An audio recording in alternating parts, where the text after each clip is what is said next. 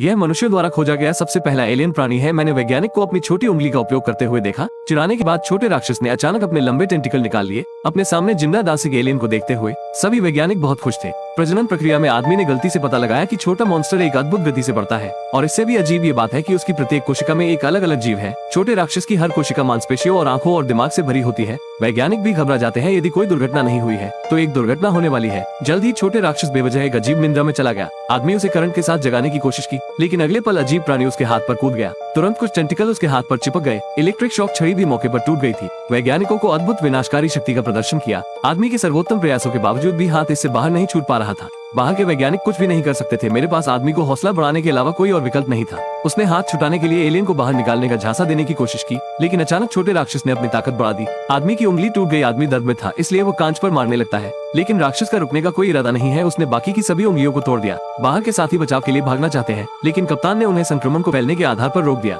जब कुछ लोग अभी भी बहस कर रहे हैं तो छोटे राक्षस ने उस आदमी को छोड़ दिया है। वो धीरे धीरे अपना हाथ वापस ले लेता है। जाहिर है कि मोटी हथेली सड़ा हुआ मांस बन गई है, लेकिन ये तो शुरुआत थी। छोटे से दानव ने वास्तव में टूटी हुई इलेक्ट्रिक शॉक रॉड को उठाया। दस्ताने में आने के बाद उसने दस्ताने को एक बिजली के झटके के साथ मौके पर पंचर कर दिया। अचानक छोटे राक्षस को कुछ गंध आने लगी। वो अपने शिकार के लिए सीधे प्रयोग वाले चूहे को पकड़ लेता है। थोड़े समय के बाद उसके टेंटिकल ने चूहे को जकड़ लिया। बस कुछ सेकंड बाद छोटे एलियन ने सफेद चूहे को चूस लिया। ये देखकर बाहर के वैज्ञानिकों ने आदमी को बचाने के लिए दौड़ लगाई। जब उन्होंने आदमी को बाहर धकेल दिया, एलियन जीव ने असामान्यता को देख लिया। वो तुरंत एक आदमी के पैर के चारों ओर लिप गया। असहाय साथियों ने अभी चूहे को खाते देख मजबूरी में हैच को बंद करना पड़ा। लिटिल मॉन्स्टर अब तक बहुत बड़ा हो गया था, लेकिन इससे भी ज्यादा भयानक बात यह है कि वो अभी भी रुकने वाला नहीं था।